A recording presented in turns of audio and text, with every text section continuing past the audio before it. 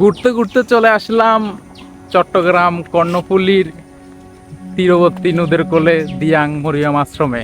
So আজকে আপনাদেরকে আমি খ্রিস্টানদের প্রার্থনা স্থান, যেই প্রার্থনা স্থান যেখানে তীর্থ হয় প্রতি বছর ফেব্রুয়ারির 9 কিংবা 10 তারিখে, তো আমি সেই স্থানটি আপনাদেরকে ঘুরে ঘুরে দেখাবো। আপনারা ভিডিওটি দেখতে থাকেন আর দেখুন কেমন পাহাড়ের ভিতর এক অনন্য পরিবেশে গড়া সেই স্থানটি।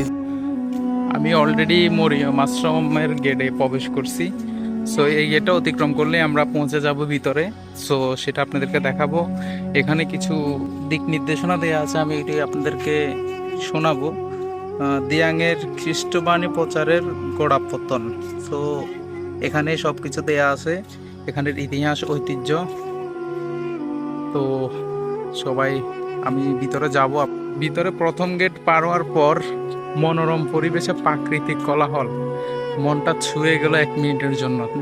এখানে প্রবেশ করার সাথে সাথে এই পোস্টারটি আমার চোখে পড়েছে। তো অনুগ্রহপূর্বক আশ্রমে নীরবতা বজায় রাখবেন। তো আমি নীরবতা বজায় রাখার জন্য আমার বয়সটা কিছুটা কম আসতে পারে, সো সবাই মনোযোগ দিয়ে শুনবেন।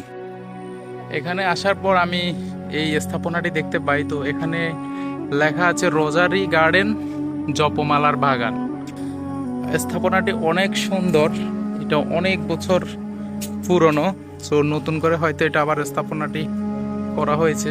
এখানে অনেকগুলো দিক নির্দেশনা দেওয়া আছে, ভিডিও করা নিষেধ বা এমন এমন কিছু লেখা আছে। তারপরে আমি আপনাদেরকে দেখানোতে যতটুকু পারি ভিডিও করব। ভিতরে ঢোকা হয়তো নিষেধ। এখানে শুধু কিছু নির্দিষ্ট দিন ছাড়া কেউ প্রবেশ করতে পারে না। আর একটু সামনে গিয়ে মা মারিয়ার প্রার্থনা স্থান আর এর ইতিহাস সম্পর্কে জানার চেষ্টা করব স্থানীয় মানুষদের কাছ থেকে।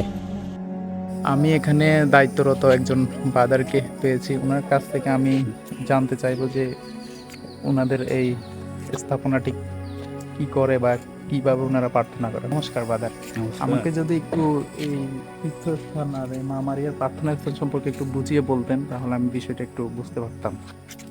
মা মারিয়ার ব্রত, এখানে সাধারণত মা মারিয়ার প্রতি যারা ভক্তি আছে তারা প্রার্থনা করতে আসে মা মারিয়ার কাছে। এটা কি সারা বাংলাদেশ থেকে আসতে পারে, খ্রিস্ট ধর্মীয় যারা আছে সবাই এখানে। আমি শুনতেছি প্রতি বছর ফেব্রুয়ারি মাসে এখানে কি একটা অনুষ্ঠান হয়, অনুষ্ঠান সম্পর্কে। ফেব্রুয়ারি মাসের প্রথম সপ্তাহে বৃহস্পতিবার শুক্রবার, বৃহস্পতিবার আরম্ভ হয় সন্ধ্যায়, তারপরে শুক্রবার দুপুরে শেষ হয়ে যায়। হ্যাঁ, সেটা মানে মানুষ এসে জমকালো এখানে সব পুরে যায় নাকি? সব মানুষ হয় বা সারা বাংলাদেশে সব মানুষ আসে আর এখানে প্রার্থনা করতে হয় মা মারিয়ার কাছে।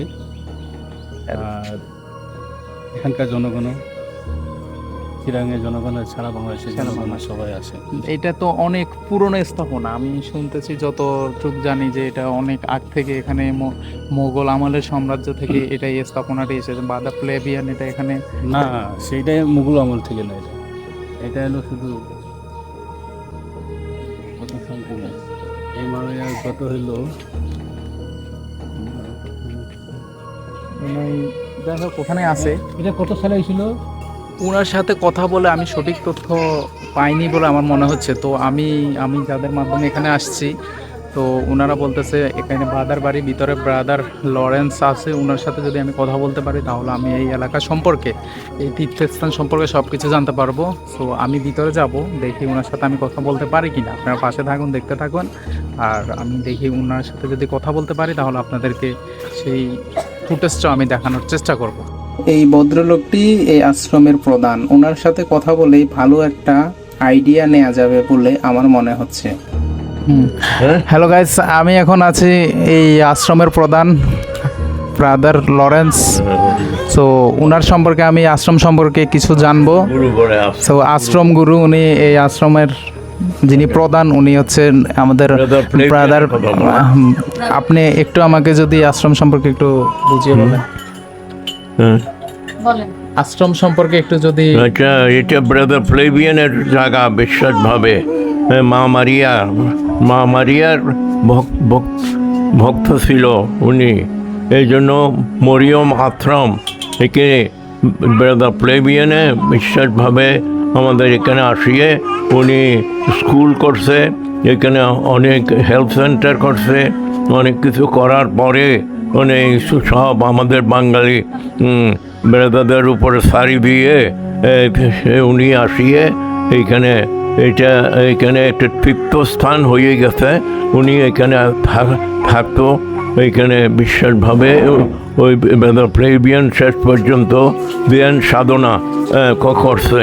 উনি শেষ পর্যন্ত উনি থাকিয়ে লোকদের তীর্থ বছর পর বছর এখানে তীর্থ হয়, হাজার হাজার লোক আসে এই বিভিন্ন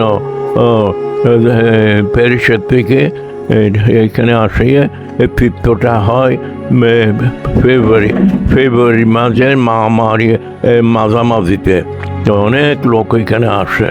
তো এখন এখানে প্রত্যেক দিনও তারা আসে, এটাও একটা একরকম তাদের জন্য তীর্থ, মা মারির কাছে প্রার্থনা করে। আর আমি বিশেষভাবে প্লেবিয়ানের জায়গায় আছি। ভদ্রলোক যা বলতে চেয়েছেন মনে হয়তো থাকে না, বয়স হয়ে গেছে সেজন্য। যাই হোক, যতটুকু বলছে বুঝতে পারছি। এটা প্রায় 100 বছরের পুরনো ঐতিহ্য, খ্রিস্ট ধর্মীয় যারা খ্রিস্টান ধর্ম পালন করে তাদের জন্য। তো এখানে এসে যারা আসতে চান আসতে পারেন। জাস্ট নিরিবিলি একটা পরিবেশে একটা বিকেল যদি কাটাতে পারেন অবশ্যই ভালো লাগবে। আর মেবি একটা কথা বলে যাই, এখানে কোলাহল বিশৃঙ্খলা এগুলো একদমই করবেন না যারা আসবেন। দিন শেষে সব ধর্ম সবার কাছে, সব মানুষের কাছে, সবার ধর্ম সবার উপরে। তো যারাই আসবেন এখানে নীরবতা পালন করবেন, হইচই হুল্লোড় করবেন না, পরিষ্কার রাখবেন। ধন্যবাদ, ভালো থাকেন। পরবর্তীতে আবার কোনো ব্লগ নিয়ে আপনাদের মাঝে আমি চলে আসবো, এমআরপি সৌরভ। সো যারা আমার চ্যানেলটি এখনও সাবস্ক্রাইব করেন নাই সাবস্ক্রাইব করবেন, পাশে থাকবেন, লাইক করে বেল বাটনটি প্রেস করে দেবেন। ধন্যবাদ।